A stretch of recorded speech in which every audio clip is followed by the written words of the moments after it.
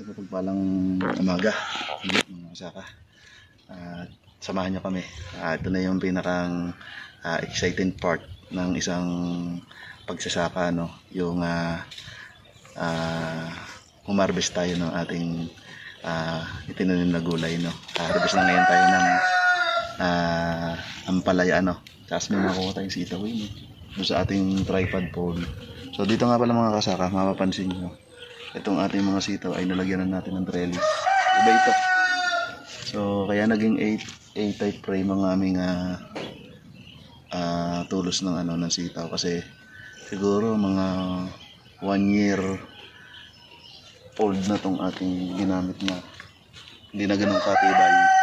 So, para mas matibay siya, dinalwa ko. Alam naman natin pag bare month is maraming bagyong dumarating at mas malakas yung mga hangin, no? Tara, samahan nyo kami sa greenhouse. Kuha tayo ng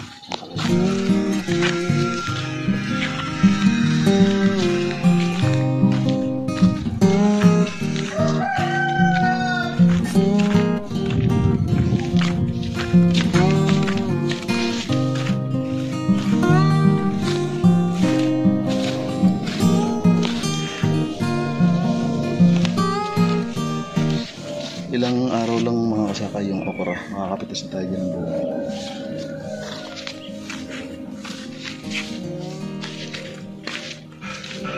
Tapos dito mga kasaka is ito yung bunga niya, oh. Ngayon pa lamang talaga lumalaki, ayan, oh.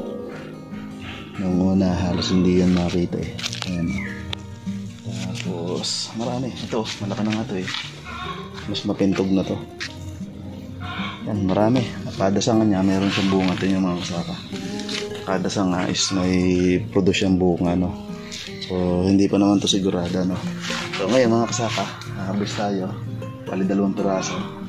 Ito, alanganin pa to. Pero kailangan kasi namin maggulay ng ampalaya. So ito, i-harvest na natin to. Wow.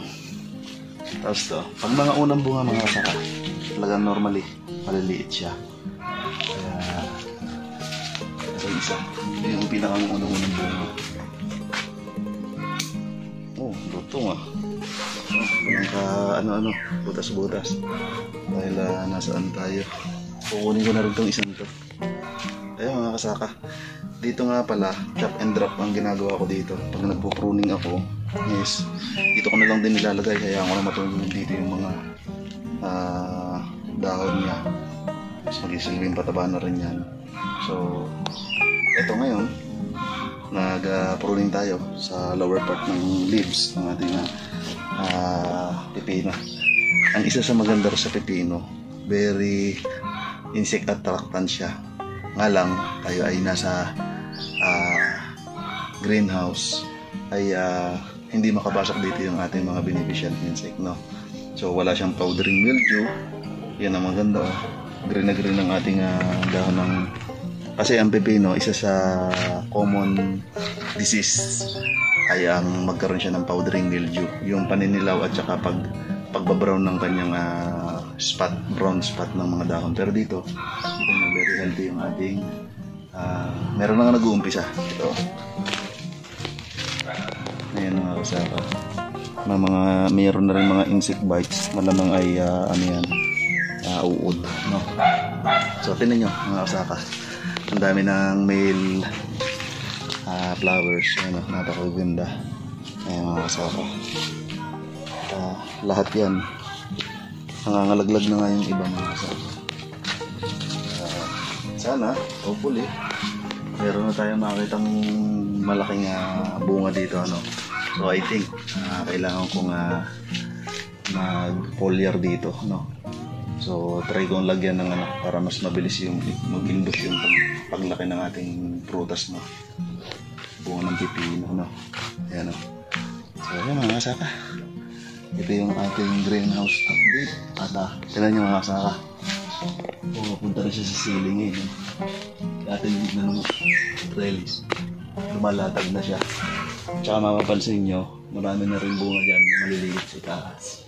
So hindi ko lang alam kung visible yan, pero marami na ako nakikita. So yun yung mga next harvest natin, no? At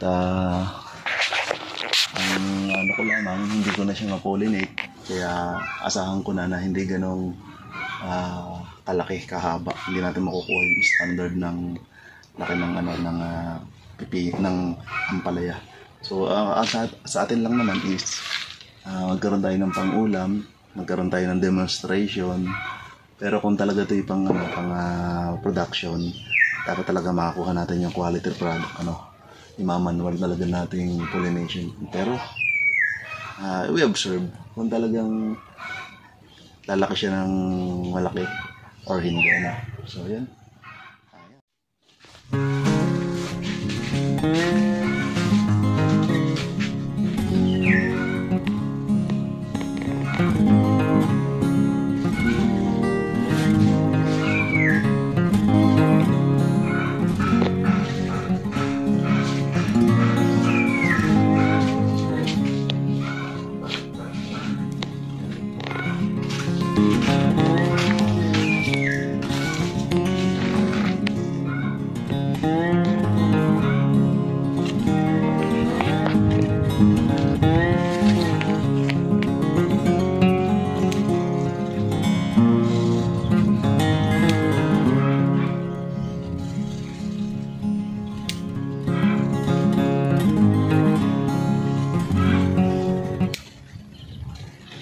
Ang dami na natin na-harvest dito mga kasaka.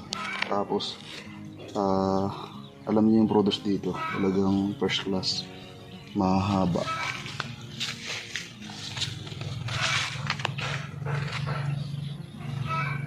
Ayan. Ayun mga kasaka, So sa ganito, kaya mo nang hindi mo na kailangang mag-grocery sa 3 puno lang to. Sustain na yung iyong weekly needs.